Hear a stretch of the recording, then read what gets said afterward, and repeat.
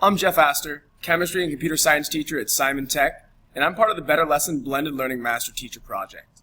I've adopted a flex model as the driver of my blended learning classroom and found new ways to help students achieve success through digital technology. Blended learning is such a novel field that it can be hard to tie down a specific model that everyone can adhere to.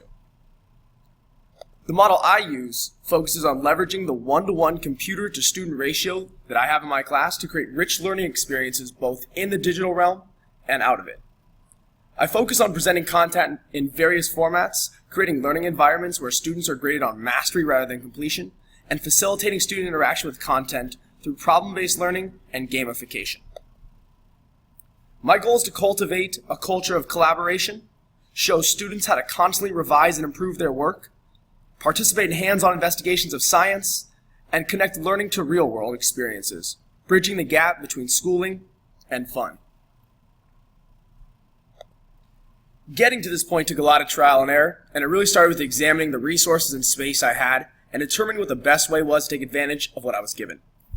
Transform my teaching style meant transform my class, and that's the first place I started. Alliance Cindy Mills Simon Technology Academy High School is a 9 through 12 charter that serves students from Watts and South Central areas of Los Angeles. Our building is located across from the Watts Towers National Landmark and is central to a lot of the surrounding establishments. While the technology I have has shaped how I structure my class time, the space I'm provided with has determined how and where we spend that time. I'm so fortunate to have a computer cart with 30 MacBooks, and I take advantage of that every single day. Chemistry is a course that requires a lot of physical space for lab activities.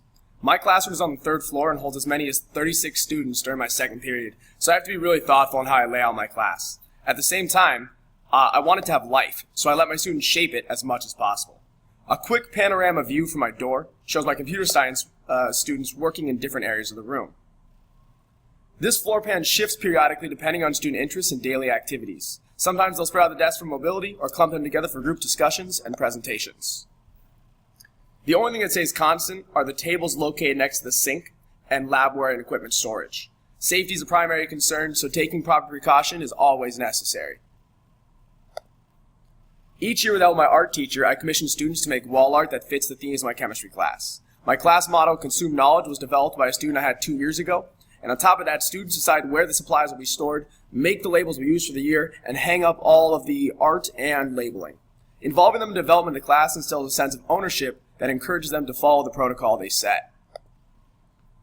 When students construct the setting which they'll be spending their time in, they're more invested in the activities that take place in their space. In turn, I invest in my classroom so when students know I'm committed to making it as friendly a learning environment as possible.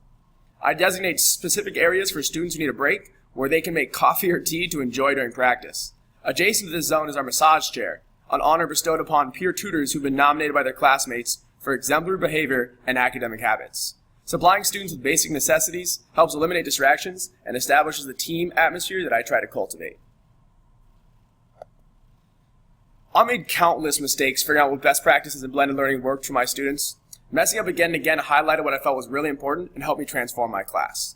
Early on, I was just having students download templates from Microsoft Word, submitting work through email, and I was the intellectual authority for all of their learning.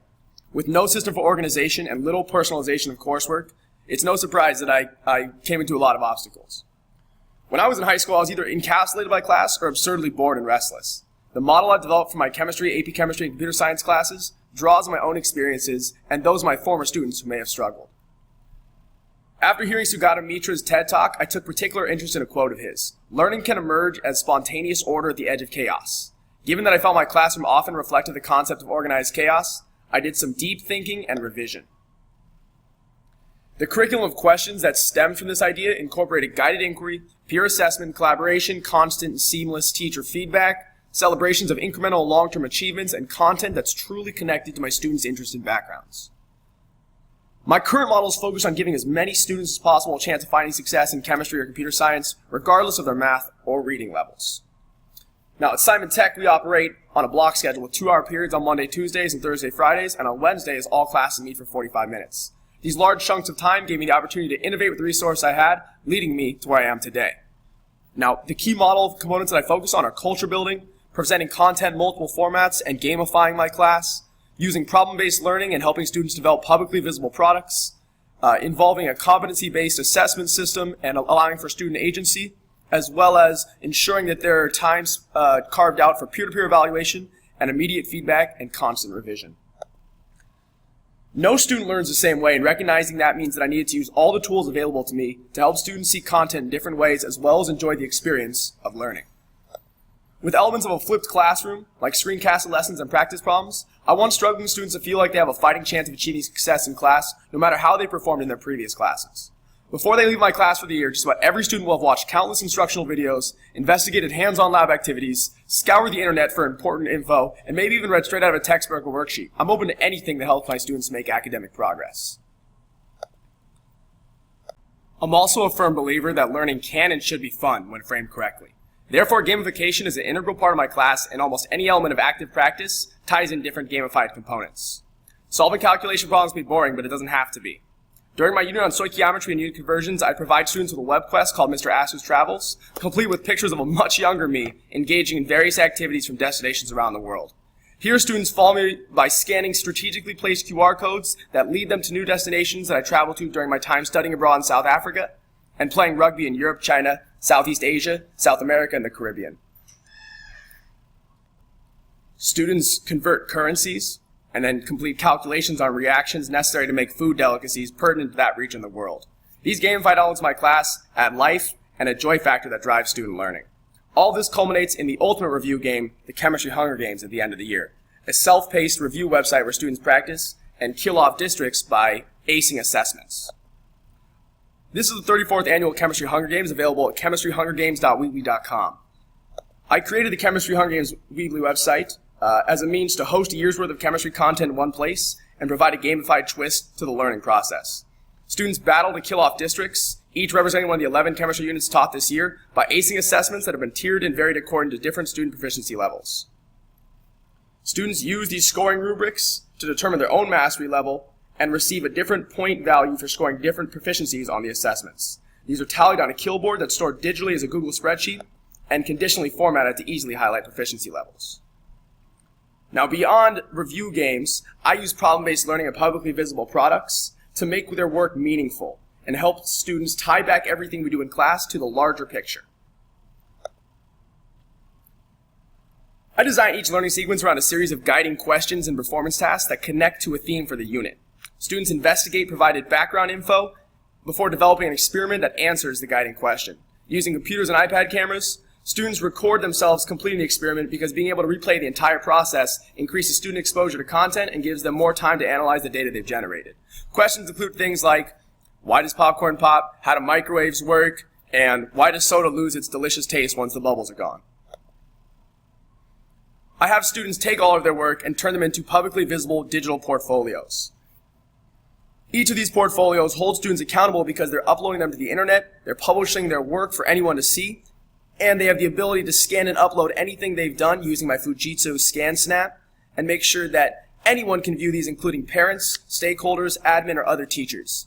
This helps them keep their work in one place and makes revision a seamless part of the learning process.